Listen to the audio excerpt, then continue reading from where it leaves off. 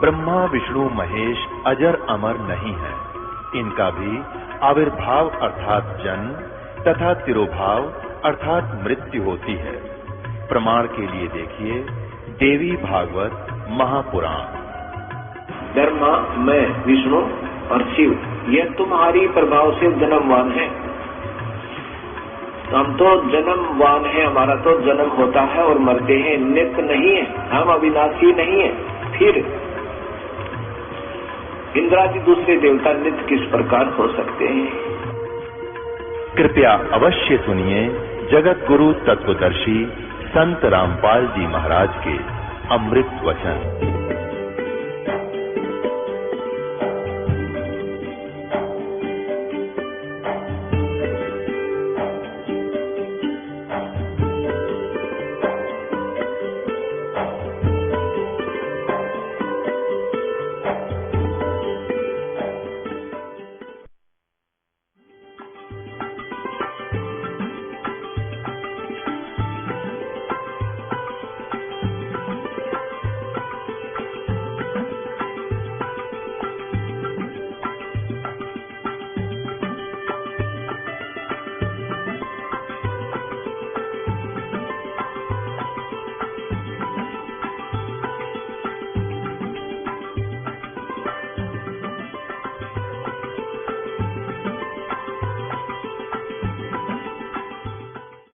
अब परमात्मा उसी समय प्रकट हो गए, यानी वो ये पुकार के अचेत हो गई, हे परमात्मा, हे गुरु जी मेरी रक्षा करो, मैं मार दी काल में, भूल बन गई मेरे पे, मुझे मेरा मंत्र याद नहीं रहा। परमात्मा वहां प्रकट हो गए, राजा भी आ गया, सचमुच है तो मरे गई। तो परमात्मा ने एक मंत्र सा बोला, लीला कर करी थी, बिरहुली मंत्र बोलते हैं उसको, और वो विस्तार दिया। लड़की वो रानी जीवित होगी, फूली नहीं समावे को तू भागी भागी फिर ये मेरे महाराज आपने मेरी जान बख्श दी। परमात्मा ने कहा, बेटी आज तेरी 40 वर्ष की उम्र है, आज तेरा फाइनल था, तेरे आगे आयु नहीं है मनुष्य की, अब मेरे हाथ में है ये तेरी आयु, जब तक तू चाहेगी तब तक तुझे जीवन दूंगा, पर भक्ति करती रहना। 80 वर्ष की उम्र होगी, बुढ़िया होगी, कति नाड़ लल्लाएगी। तब परमात्मा आए कि बोल बेटी, अब क्या तेरा सतलोक चलने की इच्छा है? कहा जी तैयार बैठी हूं, कभी ले चलो प्रभु। तेरा किसी में ममता तो नहीं है, पोते में, पोती में, दोते में, दोती में, कार या कोठी में, पति में, बेटे में, जब इतनी भी इच्छा रहेगी ना तू वहां नहीं जा सकेगी। अंदरमती कहने लगी, भगवान आपने ज्ञान ही सा दे रखा है, कति निरीक्षा कर रखी हूं, और जब इच्छा रहेगी जन्म होगा मैंने का कुतिया बन का आगे कड़मा मारेंगे लठिए। तो परमात्मा बोले, बेटी बात तो तेरी सारी सच्ची है, ठीक है भक्ति कर, तुझे ले चलूंगा मैं अपने हिसाब से। 1-2 दिन के बाद परमात्मा आए, रानी को दिखाई दे रहे हैं, उनका शरीर से निकाल लेंगे सूक्ष्म शरीर में। अच्छा, उससे पहले रानी बार बार कहा करती थी कि हे गुरुदेव मेरे पति ने समझा दो। उस बीच बीच में परमात्मा को रानी कहा करती थी इंद्रमती, मेरे पति ने समझा दो। ये बोला आदमी है अच्छी आत्मा का, पर मानता नहीं भक्ति को। अब अपने पति की पत्नी को बहुत चिंता होती है, क्योंकि विशेष रिलेशन होता है। ऐसे ही पति को अपनी पत्नी की होती है। जब पति ने नाम ले रखा, ज्ञान हो गया, समझ में वो न सोचेगा या भी बूढ़ी भक्तनी भी आ जाए, किसी प्रकार इसका कल्याण हो जाए, नाम ले ले। और पत्नी ने ले रखा है तो उसकी पहली ये होती है कि मेरा पति भी नाम ले ले, इसका कल्याण हो जाएगा। क्योंकि अच्छी वस्तु स्वयं मिल जाती है तो अपने पति या पत्नी को आदमी सहयोग देता है, उसमें शेयर करता है। तो परमात्मा कबीर जी कहते थे उस चंद्र विजय को कि राजा नाम ले ले, भक्ति कराया करो। तो वो कहता था जी आपके तो नियम बहुत तगड़े हैं, मेरा अपना नियम है, मन तो पार्टियों में जाना पड़े, बड़ा गुट्टी छुट्टी लानी पड़े, राजाओं के पास साथ मीटिंग होती है, तो मेरे इतना नंबर, बाकी तेरी चेली न मैं नाटता ना, ये कितना धर्म करो, कितना पुण्य करो, और किसी तरह भंडारे लाओ, मैं इसको मना नहीं करता। कबीर परमेश्वर जी ने कहा कि करुणामय जी ने कहा कि राजन ठीक है, पार्टी में जाना कोई मना नहीं करते आप, हम आपको किसी मीटिंग में जाओ, कोई कार्यवश जाना भी पड़ता है, तो वहां गुट्टी के अलावा काजू खा ले, किशमिश खा, सेब खा, संतरे खा, खीर हलवा खा, पूरी खा, इस जहर ने क्यों पीवा तुम? बोलो ना बस महाराज मैंने ना कहे। दूसरी तीसरी बार जब परमात्मा ने फिर उसको कहना चाहा रानी की प्रार्थना से,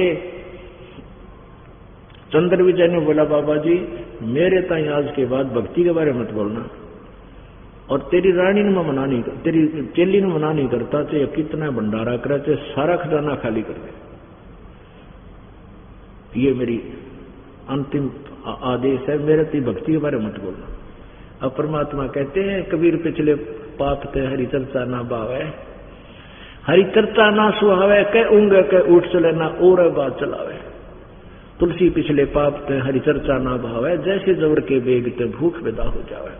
जिसके पाप गणे बढ़ जाते हैं उसको पापों का प्रभाव इतना जबरदस्त हो जाता है उस प्राणी के ऊपर, जैसे बुखार मलेरिया बुखार वाले व्यक्ति को जबर जिसका हो जाता है उसको रोटी अच्छी नहीं लगती, मनुखा दाल किशमिश भी कड़वी लगती है, ना किशमिश कड़वी है ना रोटी कड़वी है, ना मनुखा दाग कड़वी है, ना सेब कड़वे है। उसके बुखार ने शरीर की व्यवस्था ऐसी खराब कर दी कि उसने मीठी वस्तु भी कड़वी लगती है।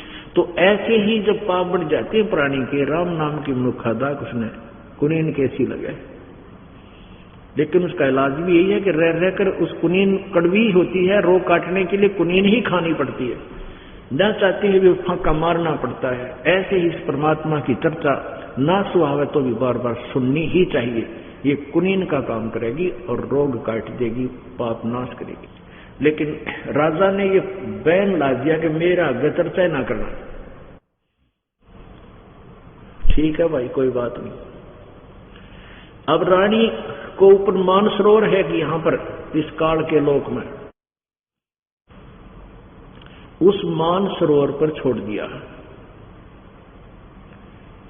वहां मानसरोवर में स्नान कराया जाता है, वो लास्ट शरीर वहां छोड़ा जाता है, कैवल्य शरीर होता है, फिर ओरिजिनल शरीर आत्मा का उसको प्राप्त हो जाता है।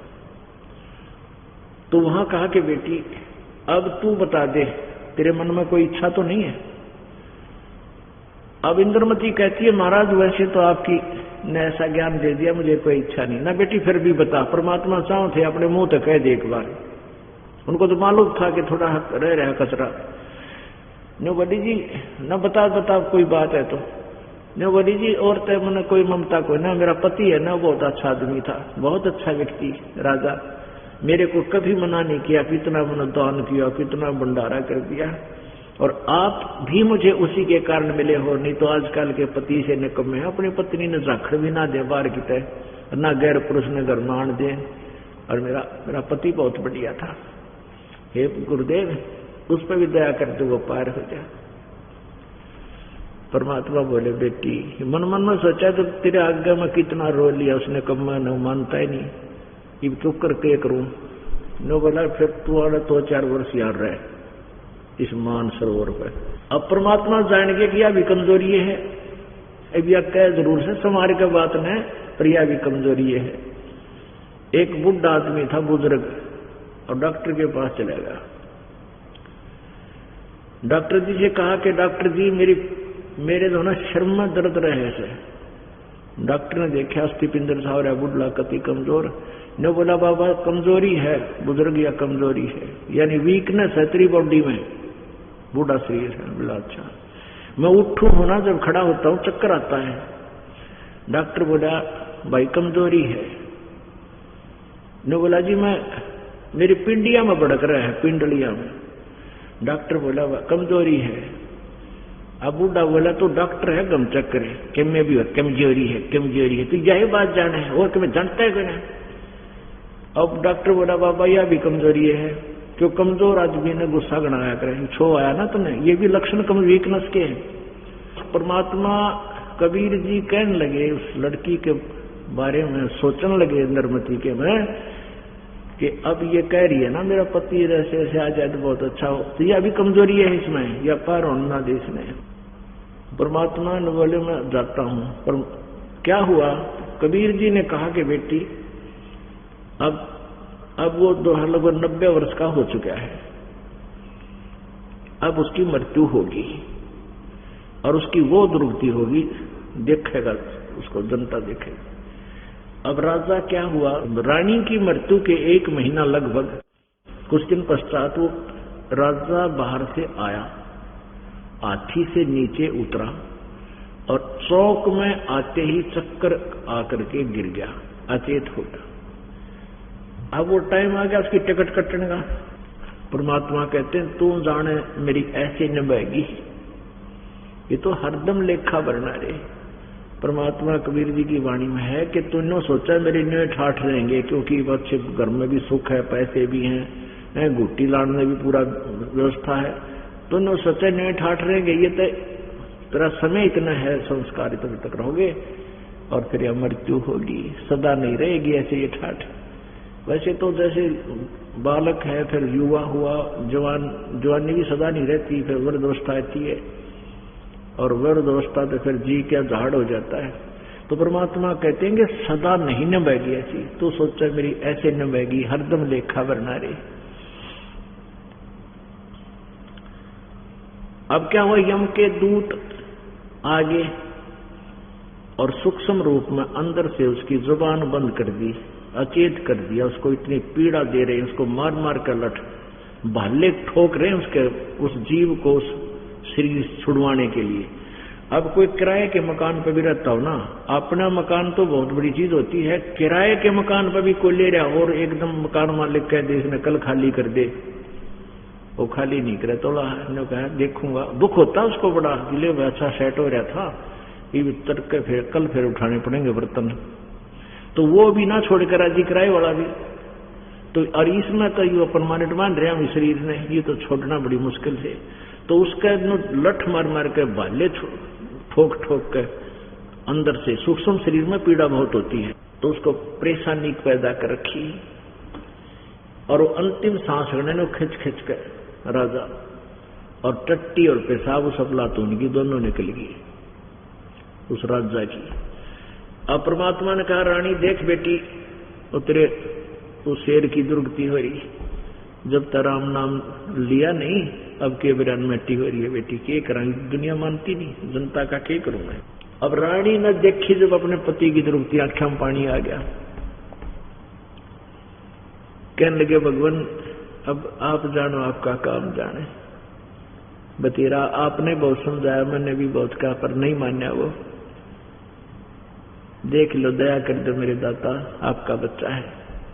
अब परमात्मा ने बेरा था मरेगी इसकी गेला, जयू छूटेगा जो पार पड़ेगी इसकी, नातिया भी रह जाएगी यहीं पर। तो वहीं से परमात्मा आए, सेकंड के अंदर पहुंचूंगा क्षण एक में, एक क्षण में वहां आकर खड़े हो गए चौक में। यम के दूता ने देखे भगवान आगे, वो उड़ गए जैसे चील, ये गिरज उड़ जाती है मुर्दे पर, ये पक्षी कौवे उड़ जाते, दूर आकाश में खड़े हो गए। अब यम के दूत उसका टीटुआ दाब रहे थे, वो छूटते और राजा उसमें आ गया और देखा सामने गुरुजी खड़े, रानी के गुरुजी खड़े, चरना में पड़ गया और वो राजा ने दिखाई दे, वो खड़े यम के दूत। और ये तो इनसे डर कर गए, पैर पकड़ दिए, माथा टेका, मन बचा लो गुरुजी, बचा लो महाराज, मेरी रक्षा करो। न बोला रफला तूने इबकित गई त्रिवा घुटी छूटी, कितना समझाया था तने एक नहीं मानी, और मैं जाऊं ही तो नाते खाएंगे, देखो वो खड़े बोले हे भगवान तुम ना जाइयो, हे गुरुजी यहां से मत जाना, मेरी रक्षा करो मेरे दाता। परमात्मा बोले भाई मैं कब तक रहूंगा तेरे पास, कुछ भी करो। परमात्मा बोले भाई आज फिर वही बात आज है, नाम लेना पड़ेगा तुम्हें, नाम ले लूंगा जी, मैंने नाम दे दो, दीक्षा दे दो, मेरी जान बचा दो। आज नाम उसने मीठा लग गया, जब देख लिया ना टिकट भी कट ली, रात भी गया, तेरी दुर्गति भी करेंगे, ये गेड़ के कुटेंगे उड़ा, तो उपदेश ले दिया। न्यू बोला बेटा 4 साल तेरे मैं अपनी तरफ से बढ़ा रहा हूं, तेरी उम्र नहीं है, अरे 4 साल में जब भक्ति डट के नहीं करी ना, ये फिर आऊंगे यम के दूत, अब उसने ताख्या देख लिया नजारा, नाम लिया, खूब डट के भक्ति करी, सब बच्चों को छोड़ दिया राजपाट। 4 साल के अंदर खूब भक्ति की परमात्मा की। कहते जीवन का थोड़ा ही बला जब सत सुमरण हो और लाख वर्ष का जीवन लेखा जगन्नाथ को, तब परमात्मा ने उन दोनों का मोक्ष किया। बोलो सतगुरुदेव। परम पिता परमात्मा पूर्ण ब्रह्म सर्व सृष्टि रचनहार कुल मालिक कबीर देव कबीर साहिब जी की असीम कृपा से आप जी ये सत्संग सुन रहे हो। परमात्मा की रजा के बिना ये कोई भी प्राणी सत्संग में नहीं आ सकता।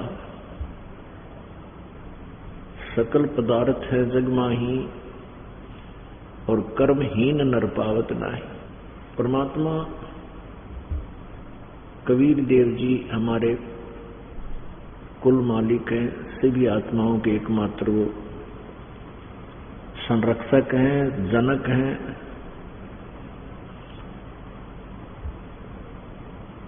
वही हमारे दुख में दुखी होते हैं, वही हमारी रक्षा करते हैं। हम काल की जेल में फंसे हुए हैं। इस काल ने ऐसी जेल बना रखी है कि बगैर किसी हथकड़ी बेड़ी के हम अब पर बंधे हुए हैं। कर्मों के बंधन से हमें जकड़ रखा है और यहाँ प्रत्येक प्राणी को मां कष्ट दे रखा है। कोई भी जीव सुखी नहीं। आप देखते हो चींटी, कीड़े मकोड़े, पशु पक्षी सारा दिन पेट के लिए ही इधर से उधर भटकते रहते हैं। और इसी प्रकार मानव ये भी एक जीव है। ये भी केवल पेट के लिए सारा जीवन व्यतीत कर देता है। सुबह उठकर जाता है, सैकड़ों झूठ बोलता है, ना जाने कितने पाप करता है और शाम को पढ़ के सो जाता है, उठ के फिर चल देता है, शाम को फिर सो जाता है, उठ के फिर चल देता है। एक दिन इसकी मृत्यु ही हो जाती है। इसका पेट गुजारा ही पूरा नहीं हो पाता। ये के जीवन है? कभी विचार करके देखा करो, ये कोई जीवन है? ये किराए का शरीर मिला, इसमें दिन में 2-3 बार तुम डालेंगे जो काम करेगा ना, तो शरीर जवाब दे जा। आप पर कमाओ, आप पर इसमें डालो और फिर इससे पाप कमाओ। देख कैसे उल्टे काम लगा रखे हमारे गोपाल भगवान ने। ये तो परमेश्वर आते हैं, हमारी बुद्धि को सीधा करते हैं, हमें तत्व ज्ञान देते हैं कबीर भगवान जी। तब हमारी आत्मा इस काल के जाल को समझकर फिर अपना आत्म कल्याण का कार्य प्रारंभ करती है। वो परमात्मा चारों युगों में आते हैं। जैसे आपने सुबह के सत्संग में सुना, सतयुग त्रेता द्वापर तक की कथा सुनी, परमात्मा कैसे कैसे आते हैं। जब भी ये प्रभु आते हैं एक शिशु रूप धारण करते हैं, सतलोक से चलकर आते हैं और वो अपना तत्व, अपनी महिमा की वाणी, अपना तत्व ज्ञान स्वयं ही प्रकाशित करते हैं, स्वयं ही प्रचार करते हैं। कबीर देव जी कहते हैं कि वेद हमारा भेद है, मैं ना वेदन के माही, और जौन वेद से मैं मिलूं ये वेद जानते नहीं। ये चारों वेद, ऋग्वेद, यजुर्वेद, सामवेद और अथर्ववेद, ये चारों वेद परमात्मा कबीर देव की महिमा का गुणगान करते हैं।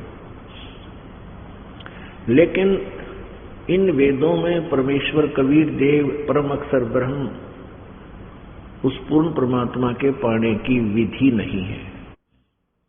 इसमें केवल ब्रह्म तक की विधि है, प्रभु की भक्ति की। जैसे यजुर्वेद अध्याय नंबर 40 के मंत्र नंबर 15 में उसमें कहा है कि ओम कर्तु समर, कलवे समर, और कर तुम समर। ओम नाम का जाप काम करते करते सिमरन करो, एक विशेष तड़फ के साथ, विशेष कसक के साथ सिमरन करो, और मनुष्य जीवन का प्रथम कर्तव्य मानकर इस ओम नाम का जाप करो। इस ओम नाम के जाप से क्या उपलब्धि होगी? ये प्राणी ब्रह्मलोक में चला जाएगा। और ब्रह्मलोक गीता जी अध्याय नंबर 8 के श्लोक नंबर 13 में भी यही कहा है। गीता ज्ञानदाता ये ब्रह्म बोल रहा है श्री कृष्ण जी में प्रवेश करके भूत की तरह। ये कहता है कि मुझ ब्रह्म का एक ओम अक्षर है, उच्चारण करके सिमरन करता हुआ जो अंतिम श्वास तक का सिमरन करता शरीर छोड़कर जाता है, वो मेरे वाली परम गति यानी ओम नाम से जो लाभ होना है वो प्राप्त होता है।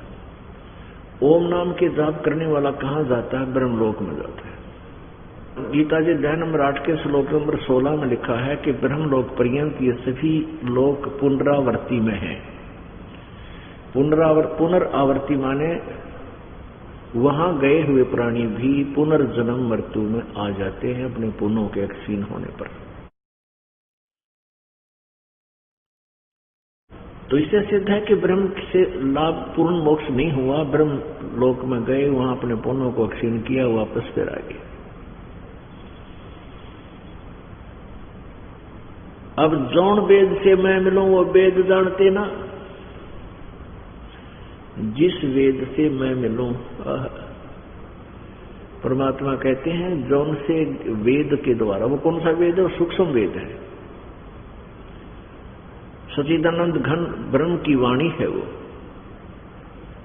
जिसके विषय में गीता जी अध्याय नंबर 8 के श्लोक नंबर 32 में कहा है कि जो अभी तूने श्लोक 25 से लेकर 31 तक जो ज्ञान सुना, कोई ऐसी साधना करता है, कोई ऐसे साधना करता है, कोई केवल व्रत रखता है, कोई स्वाध्याय करता है, और कोई देवताओं की पूजा करता है, और अपनी साधनाओं को वो पाप नाशक जानते हैं। आप अपनी साधना को सभी ये समझकर कर रहे हैं कि ये हमारे को सुख देगी, हमारा पाप कर्मों का नाश करेगी, नहीं तो उनको करे नहीं कोई, जब उसको ये पता लग जाए ठीक हो नहीं, उस अज्ञान सोच के आधार से वो ऐसा कर रहे हैं। तो गीता जी अध्याय नंबर 8 के श्लोक नंबर 32 में कहा कि इस प्रकार और बहुत सा विस्तार से अनुष्ठान यज्ञों की जानकारी यानी धार्मिक अनुष्ठानों की जानकारी सच्चिदानंद घन ब्रह्म की वाणी में कहा है। और उसको भी तो कर्म जान यानी वो क्रिया करने से, काम करते करते काम करने से संपन्न होती है, उसको जानकर फिर तू पूर्ण मोक्ष हो जाएगा, पूर्ण मोक्ष को प्राप्त करेगा। अपने आत्माओं, यहां पर एक गलती की है इन्होंने, अनुवादकर्ताओं ने गीता जी अध्याय नंबर 4 के श्लोक नंबर 32 में, इसमें ब्रह्मणे मुखे शब्द है, ब्रह्मणे मुखे, ब्रह्मणे मुखे का इन्होंने कर दिया, ब्रह्मणे का अर्थ तो कर दिया वेद और मुखे कर दी वाणी। ये गलत अनुवाद है। इन्होंने ही गीता जी अध्याय नंबर 17 के श्लोक नंबर 23 में ब्रह्मणे का अर्थ किया सच्चिदानंद घन ब्रह्म यानी परम अक्षर ब्रह्म। गीता जी अध्याय नंबर 8 के श्लोक नंबर 1 में अर्जुन ने पूछा, भगवान आपने जो 7वें अध्याय के 29वें श्लोक में तत्ब्रह्म के विषय में जानकारी दी है कि उस तत्ब्रह्म को, उस ब्रह्म को यानी तत्ब्रह्म को और सारे अध्यात्म ज्ञान को और सभी कर्मों से जो परिचित हो जाता है, वो फिर यहां से जरा माने बुढ़ापा, मरण माने मृत्यु, बुढ़ापे और मृत्यु वाले दुख से छूटने का ही प्रयत्न करता है, इससे मोक्ष पाने की ही चेष्टा करता है और अन्य किसी वस्तु की चाह वो नहीं रखता। तो किम तत्ब्रह्म 8वें अध्याय के प्रथम मंत्र में पूछा कि वो कौन है, वो तत्ब्रह्म जो ऐको कौन सा प्रभु है। 8वें अध्याय के 3 श्लोक में उत्तर दिया है कि वो परम अक्षर ब्रह्म है। गीता जी अध्याय नंबर 8 के श्लोक नंबर 5 और 7 में गीता ज्ञानदाता कहता है, मेरा सिमरन कर मुझे प्राप्त होगा, युद्ध भी कर और मेरा जाप कर। अपना जाप 8वें अध्याय के 13वें श्लोक में बता रहा है कि मेरा ओम जाप है, उसको कीजिए। अपनात्मा 17वें अध्याय के 23वें श्लोक में बताया वो परम अक्षर ब्रह्म का मंत्र ओम तत्सत है। गीता जी अध्याय नंबर 8 के श्लोक नंबर 8, 9, 10 में स्पष्ट किया है कि उस सच्चिदानंद घन ब्रह्म यानी परम अक्षर ब्रह्म की साधना करता है उसको प्राप्त होता है उस भक्ति की शक्ति से। उसका मंत्र 17वें अध्याय के 23वें श्लोक में बताया है कि ओम तत्सत इति निर्देश ब्रह्मण त्रिविध समर्थ है। वहां इन्होंने ब्रह्मण का अर्थ स्वयं ही अनुवाद करता हूं। गीता प्रेस गोरखपुर से प्रकाशित पुस्तक कोई उठा कर देख ले गीता जी, उसमें इन्होंने लिखा है सच्चिदानंद घन ब्रह्म लिखा है ब्रह्मण का अर्थ। और चौथे अध्याय के 32वें श्लोक में ये विचलित हो गए, यहां इन्होंने वेद अर्थ कर दिया, ब्रह्मण का अर्थ वेद कर दिया, जो बिल्कुल गलत है। यहां लिखना था कि सच्चिदानंद घन ब्रह्म की वाणी में अर्थात तत्व ज्ञान में, यह बहुत विस्तार से लिखा हुआ उसके विषय में। फिर उसके विषय में बता चौथे अध्याय के 34वें श्लोक में कि तू उस ज्ञान को जो सच्चिदानंद घन ब्रह्म की वाणी में है, उस सूक्ष्म वेद में है, उस तत्व ज्ञान को तू तत्वदर्शी संतों के पास जाकर समझ, उनको दंडवत प्रणाम करने से, कपट छोड़कर उनकी विनम्र भाव से प्रसन्न करने से, सेवा करने से वह तत्वदर्शी संत आपको उस तत्व ज्ञान का भेद बतावेंगे।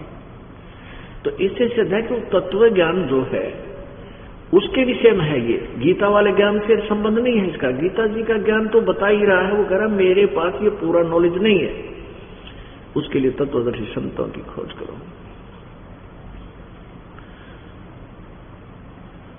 इस प्रकार वो सच्चिदानंद घन ब्रह्म की वाणी, तो परमात्मा कहते हैं वेद मेरा भेद है, मैं ना वेदन के माही, और जौन वेद से यानी जौन से वेद से मैं मिलूं, सूक्ष्म वेद से, वो तत्व ज्ञान से, जो वेद माने ज्ञान भी होता, जौन से ज्ञान से मैं मिलूं, उसको ये वेद जानते नहीं।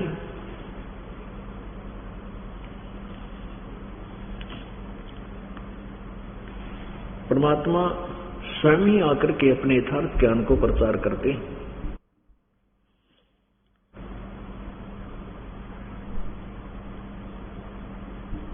वो परमात्मा चारों युगों में आते हैं।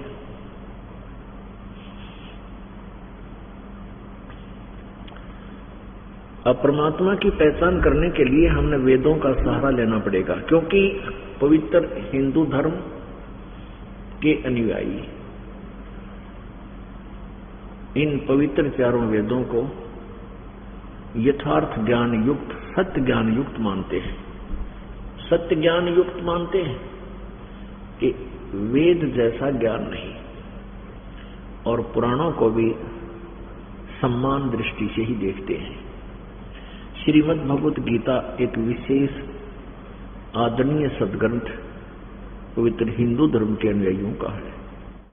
अब जो हमें ये तीनों सदग्रंथ, तीनों शास्त्र हमें जो मार्गदर्शन करेंगे तो हमें स्वीकार्य होना चाहिए, और फिर भी हम नहीं मानते, फिर हम भक्ति नहीं करना चाहते, फिर हमारा उद्देश्य परमात्मा पाना, मोक्ष करना नहीं है। परमात्मा कहते हैं जानबूझ साची तुझे करे झूठ तेने, अर्ता की संगत है प्रभु स्वप्न लगा दे।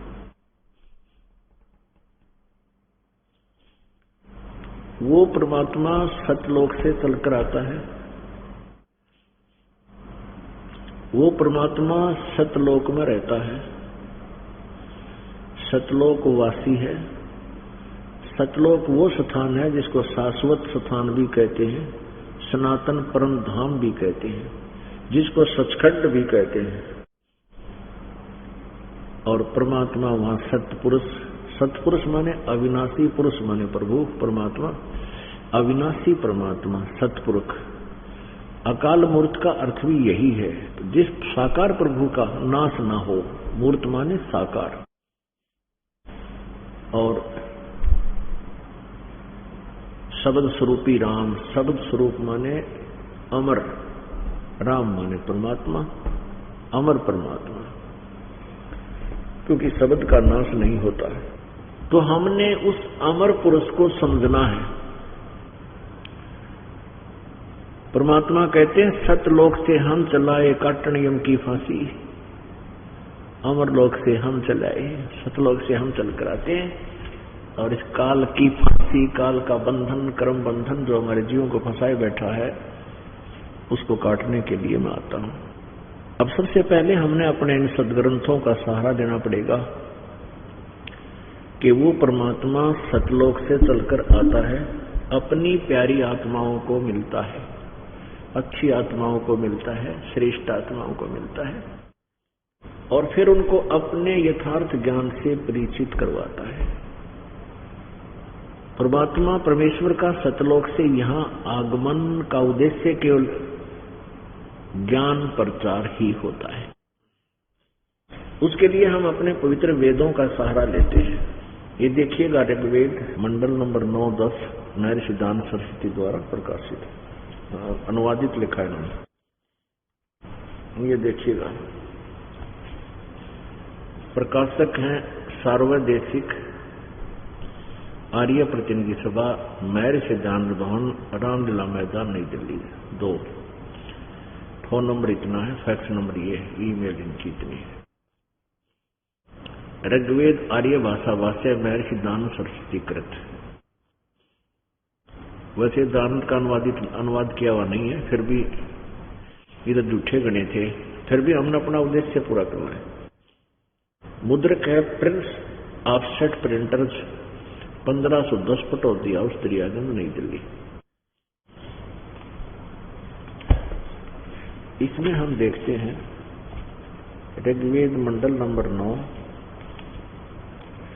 सूक्त नंबर 96 का और मंत्र नंबर 18 में देखते हैं परमात्मा कहाँ रहता है।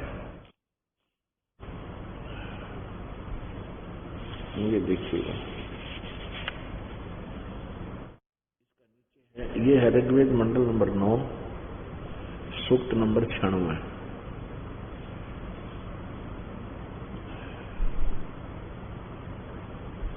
ये गलत प्रिंट है यहाँ पर, ये 334 है और ये 335 है। ये मिस प्रिंट हो रहा है, 335 है ये पृष्ठ। और हमने 18वां मंत्र देखना है। ऋषि मना ये ऋषि कर्त सवर्षा, सहसर अणिथ पदवी कवि नाम, तृतीयम धामम महिषर, शिष्य संत सोम विराजमान अनुराजती सतूप। ये वैसे तो 16वें मंत्र से ही बहुत अच्छा वर्णन है इसमें। हे परमात्मन, सर्वोपरि रहस्य श्रेष्ठ जो नाम, ये नाम संस्कृत में है। गुह्यम चारु नाम, गुह्यम माने गुप्त, चारु माने श्रेष्ठ, नाम मान नाम। आपका जो गुप्त सबसे श्रेष्ठ नाम है उसका ज्ञान कराएं। इसका अर्थ ये है, हे परमात्मन, इन्हीं विद्वानों के द्वारा अनुवादित में बहुत कुछ मिलेगा। सर्वोपरि रहस्य श्रेष्ठ जो तुम्हारी संज्ञा है, ये कहना चाहिए था। नाम माने जो तुम्हारा नाम है, आप उसका ज्ञान कराएं।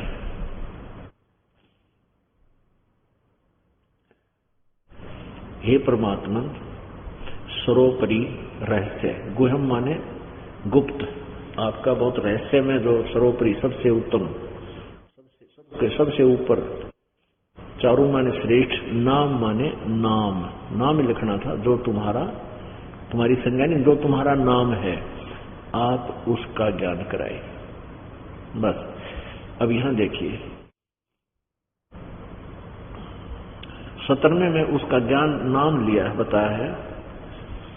शिशु जगानम हरियंतम मर्जंती शुभंती वहीन मरुतो गणेन, कबीर गिरभी कावेना कबीर संत सोम, पवित्रम अत्येति रेभन। इसका अर्थ बनता है शिशुम जगानम, जय माने प्रकट होना, ज्ञानम माने जानबूझ के, स्वेच्छा अपने सुनियोजित तरीके से शिशु माने शिशु रूप धारण करके, वो परमात्मा शिशु रूप धारण करके और प्रकट होता है और उस समय अपने बहुत से गणेन माने समूह को, मरूत माने अच्छी आत्मा, यानी बहुत से वो भक्तों को जो परमात्मा की तरफ में होते हैं उनको मार्गदर्शन करता है। कैसे करता है? कबीर गर्भी गिरभी, कबीर गिरभी कावेना कवि संत सोम पवित्रम अत्यति रेभन। इसका सीधा सार्थ बनता है कि जो शिशु रूप में प्रकट होता है परमात्मा प्रत्येक युग में,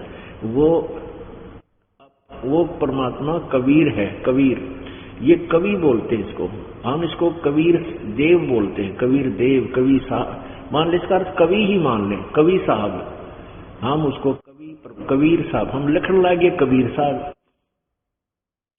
वो कबीर परमात्मा अपने ज्ञान को कबीर गिरभी, कबीर वाणी द्वारा, काव्य न माने लोकोक्तियों के माध्यम से, और पवित्र तिरेबन बड़ी पवित्रता के साथ ऊंचे स्वर में, अत्यधिक ऊंचे स्वर में, यानी गरज गरज का बोलता है। और वो संत सोम, वो संत या ऋषि रूप में प्रकट, वो अमर पुरुष, वो कबीर परमात्मा होता है। इन्होंने यहाँ देखो कवि का, इस कबीर गिरभी को दो भागों में कर दिया। कबीर के अपसर्ग लगा दी, कवि बना दिया, कवि लोग लिख दिया। गिरभी माने वाणी द्वारा, हमने इसका लिख दिया कबीर वाणी द्वारा। कबीर वाणी द्वारा अत्यंती, ये देखो रेभन माने रेभन सन, गर्जता हुआ रेभन। इस सन को यहाँ ले आइए, तय और सय को नय बना दिया सन, और यहाँ इसका जोड़ दिया नहीं। कबीर संत सोम पवित्रम अत्यति रेभन, वो संत या ऋषि रूप में प्रकट परमात्मा जो अपनी अमरवाणी को कबीर वाणी द्वारा, कबीर वाणी द्वारा कविताओं से, काव्यज्ञा यानी लोकोक्तियों के माध्यम से, शब्दों के माध्यम से, श्लोक को दोहों के माध्यम से बोलता है। तो वो कबीर परमात्मा, अमर परमात्मा है जो ऊंचे स्वर में गरज गरज कर अपनी वाणी बोलता है। इन्होंने तो वैसे ही तुक्के मार रखे हैं। शिशुम का अर्थ रखा सैती सूक्ष्म करोति प्रलय काले जगदीति शिशु परमात्मा। शिशु परमात्मा उस परमात्मा को जो सदा प्रकट है, जगानम माने जो सदा प्रकट है। अरे सीधा अर्थ है, शिशु जगानम हरियंतम मर्जंती सुभंती विहीना वही न मृतो गणे। वो परमात्मा शिशु रूप धारण करके प्रकट होता है, अपनी विशेष उद्देश्य को लेकर आता है। तो वो उसमें बहुत ही पवित्र ढंग से अपनी वाणी का वर्णन करता है। और जो परमात्मा की आग जिसको लगी हुई है ब्रह्म की अग्नि, उन बहुत बड़े बड़े समूह को जाकर के संबोधित करता है। किस तरह करता है? कबीर वाणी द्वारा, कविताओं से। और वो कबीर, वो जो कवि जिसको तुम कवि कहते हो, वो कबीर देव है, वो अमर पुरुष है, वो संत रूप या ऋषि रूप में प्रकट है और अपनी वाणी को ऊंचे स्वर में बोलकर सुनाता है। यहां देखो, ऋषि मना या ऋषि कर्त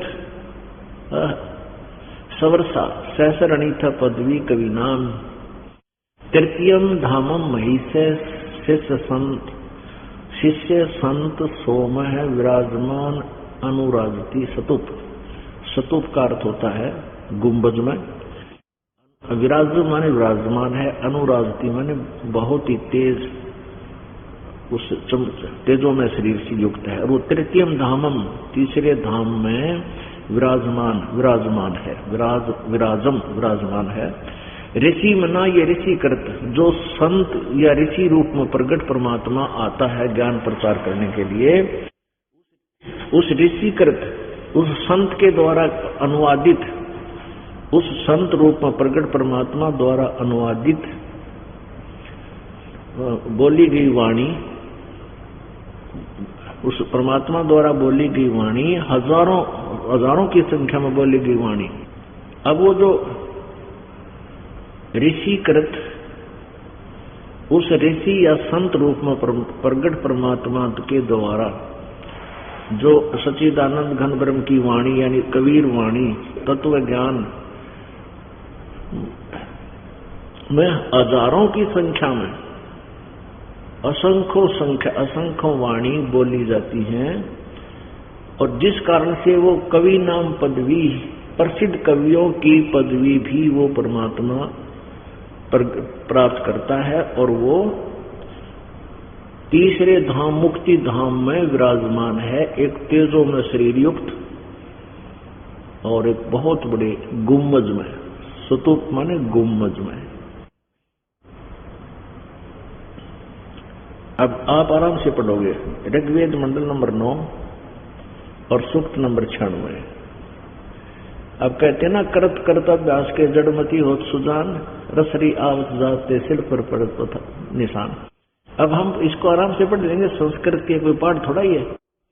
ऋषि मना ये ऋषि करत सवरसा सहसर अनिथा पदवी कवि नाम। अब वो परमात्मा जो ऊपर कबीर वाणी द्वारा, कबीर गिरभी माने ये दो वाणी द्वारा बोल रहे हैं, कवि माने कवि लोग कर दिया, और वो कबीर वाणी गिरभी कबीर वाणी द्वारा काव्यना कविताओं के माध्यम से वो कबीर परमात्मा अपने अमर वाणी को ऊंचे स्वर में बोलता है, वो परमात्मा होता है, वो संत रूप में प्रकट अमर पुरुष होता है। और जिस कारण से वो कवि नाम पदवी ऋषि मना ये ऋषि करत सवरसा, उस ऋषि द्वारा यानी संत रूप में प्रकट, ऋषि रूप में प्रकट परमात्मा के द्वारा हजारों वाणी, सहस्रानीथा माने हजारों की संख्या में वाणी जो बोली जाती है, वो ऋषि मना यानी साधु स्वभाव के यानी भक्तों के लिए सवरसा बहुत ही आनंददायक होती है। और वो परमात्मा इसी कारण से प्रसिद्ध कवियों में से भी एक पदवी प्राप्त करता, उसको कवि कहने लग जाते हैं, इसका सीधा सा अर्थ है। और वो तीसरे धाम में महिष है, महिष माने उस बहुत दृढ़ यानी अमर धरातल सतलोक को स्थापित करके, शिष्य यानी स्थापित करके सतलोक की रचना करके उसमें वो संत सोम, वो परमात्मा जो संत रूप में प्रकट होता है, वो अमर पुरुष विराजम वहां विराजमान है। और उस सतूप मैंने उस एक गुम्बज में तेजो में श्री युक्त विराजमान। इनका अनुवाद देखना 336 पृष्ठ पे इन्होंने अनुवाद किया है, ऋग्वेद मंडल नंबर 9 सूक्त नंबर 96 और मंत्र ये 18 चल रहा है। सोम स्वरूप परमात्मा पालन की इच्छा करता हुआ तीनों लोकों में प्रवेश करके सबका धारण पोषण करता है, उस उद्देश्य से जो महान वह परमात्मा तृतीयम धाम, इन्होंने देवयान और पितरान इन दोनों से पृथक तृतीयम धाम, तीसरा जो मुक्ति धाम है उसमें विराजमान है। इन्होंने लिख दिया जो ज्ञान योगी है उसको प्रकाश करने वाला है। कोई बात हुई, ये ज्ञान योगी का क्या जिक्र था, भगवान की महिमा गान लग रही है। ये अपनी घुसेड़, अपनी ओछी सोच घुसोड़ दी दानंद वाली कि दानंद नहीं मानता कि वो कितना एक स्थान पर परमात्मा विराजमान। अभी देखिए सिद्ध होगा, विराजमान है, सत्वमान नहीं, इसका अर्थ सतूप माने गुम्बज में प्रकाश करने वाला, अनुराजती, विराजम माने विराजमान है, बस इतना ही लिखना था।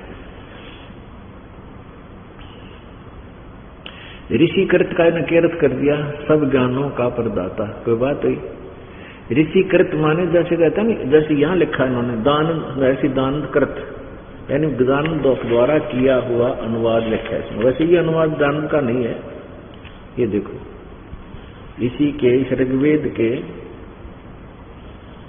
9-10 मंडल का इसने नहीं किया, लेकिन इन्होंने जो लिखा है इसको देखना है। महर्षि दानंद सरस्वती कृत यानी महर्षि दानंद द्वारा किया हुआ अनुवाद, इस कृत मनन। और यहाँ के अडंगा कर दिया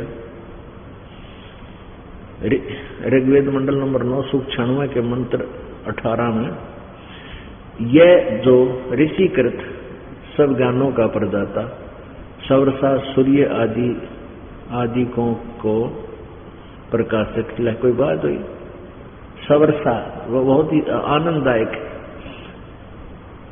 यहाँ ऋषिकृत यानी उस ऋषि रूप में प्रकट परमात्मा द्वारा कृत सहसरणी था।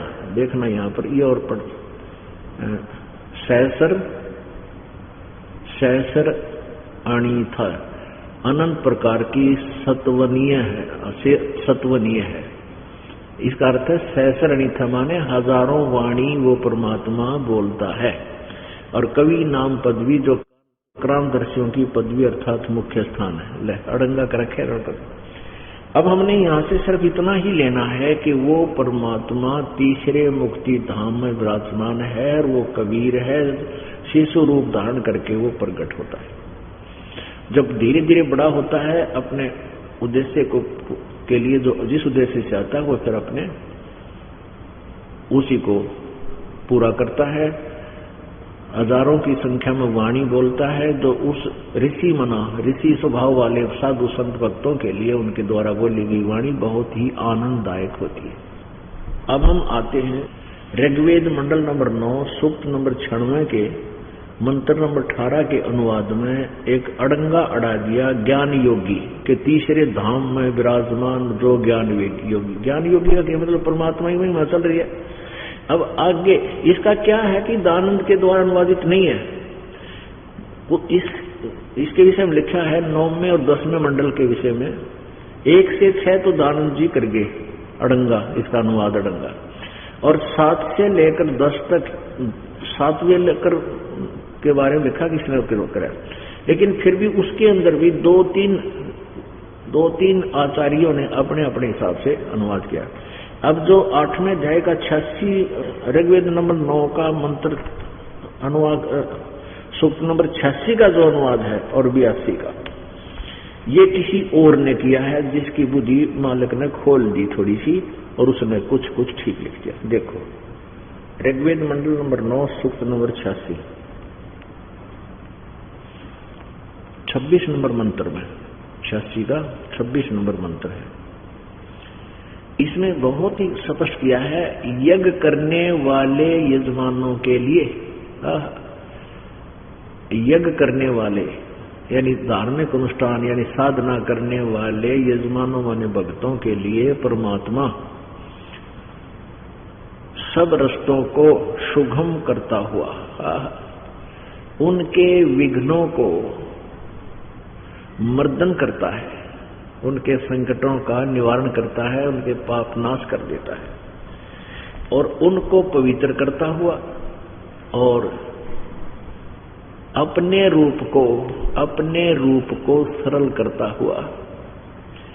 क्योंकि वहां परमात्मा, जैसे भी आपने पढ़ा ऋग्वेद मंडल नंबर 9 सूक्त नंबर 96 के मंत्र नंबर 18 में कि वो परमात्मा सतलोक के अंदर तीसरे मुक्तिधाम में, प्रथम लोक तय काल का, दूसरा ये परब्रह्म का और तीसरा सतलोक है। जो सतलोक से ऊपर के जितने लोक हैं 3 लोक, और वो सभी एक ही धाम माना जाता है, स्थायी अविनाशी धाम। तो वो तीसरे मुक्ति धाम में वो परमात्मा रहता है, वहां एक बहुत बड़े गुम्बद के अंदर, गुम्बद में रहता है, तेजो में शरीर युक्त है। और परमात्मा ने लिखा है अपनी महिमा बताते हुए कि वो वहां सतपुरुष रूप में हम रहते हैं। तो सतपुरुष के एक रोमकूप बोलते हैं, ये छिद्र बालों का, शरीर के बाल का 2 छिद्र है। एक रोमकूप का इतना प्रकाश है, करोड़ सूर्य मिला दे, करोड़ चंद्रमा, तो भी परमात्मा के रोमकूप का तेज ज्यादा लगे। तो अगर वो एज इट इज यहाँ आ जाए तो हमारी उल्लू की इतना आंखें बंद हो जाए, हम देख नहीं सकते चरम दृष्टि से। दिव्य दृष्टि हमारी काम नहीं कर रही क्योंकि हम इतनी भक्ति कर नहीं पाए हैं। तो इसलिए परमात्मा अपने रूप को सरल करके यानी हल्के तेज पुंज का रूप बना के तेज पुंज अन्य दे धरकर इस विधम को भेंट ही, और वह सूक्ष्म वेद बता रहा है, वही ये वेद इसका वर्णन करे। अब देखना ऋग्वेद मंडल नंबर 9 सूक्त नंबर 86 और मंत्र नंबर 16 तो 26। यज्ञ करने वाले यजमानों के लिए यानी भक्तों के लिए, साधना करने वाले भक्तों के लिए परमात्मा सब राष्ट्रों को सुगम करता हुआ उनके विघ्नों को यानी संकटों को मर्दन करता है, संकटों का नाश कर देता है, और उन पुण्यात्माओं को पवित्र करता हुआ, उन भक्तों को पवित्र करता हुआ, और अपने रूप को सरल करता हुआ। निराकार की तरह गया, तो ये वेद बताऊं तो उसका रूप है, सरल करता हुआ। और वह कांति में परमात्मा, इन्होंने लिख दिया कवि का अर्थ सर्वज्ञ कर दिया। ये यहां पर लिख रखा है इसमें मूल संस्कृत में, कबीर अचो न कर प्री वारम अर्षति। ये कबीर अचो, इसका अर्थ लिख दिया, कवि का अर्थ कर दिया इन्होंने, कबीर बना दिया, कवि का अर्थ लिख दिया सर्वज्ञ। अब पुण्यात्मा थोड़ा सा यहां वर्णन करना पड़ेगा। जैसे ये यजुर्वेद है, ये देखो यजुर्वेद है, ये यजुर्वेद है, और जहां भी इस यजुर्वेद की महिमा गा रखी हो और केवल यजु भी लिखा हो, 2 मात्रा ला के अपसर्ग लगा के, ये रे को 2 मात्रा बना देते हैं, तो भी लिखना पड़ेगा वो यजुर्वेद। जैसे महर्षि दानंद ने स्वयं अनुवाद किया 36वें अध्याय के प्रथम मंत्र का, 36वें अध्याय का प्रथम मंत्र का अनुवाद किया है, और उसमें इसने लिखना पड़ा है, ये देखो अथ 36वां अध्याय है, 63 अध्याय आरंभ। इसके प्रथम मंत्र में ये लिख रखा है रचम वाचम पर पधे मनो यजु पर पधे। अब इस यजु का अर्थ इन्होंने यहां किया है, यहां किया है कि ऋग्वेद रूप वाणी को प्राप्त हो, मनन करने वाले अंतःकरण के तुल यजु। ये यहां केवल यजु लिखा है इस मूल संस्कृत में, यजु। तो इसका अर्थ इन्होंने यजु का अर्थ लिखा है, यजु, यजुर्वेद लिखा, यजुर्वेद, बस यही सिद्ध करना था। इसी प्रकार यहां हमने इस कवि का अर्थ ऋग्वेद, अब हमने फिर शुरू किया है, ऋग्वेद मंडल नंबर 9 के अंदर हम चल रहे हैं।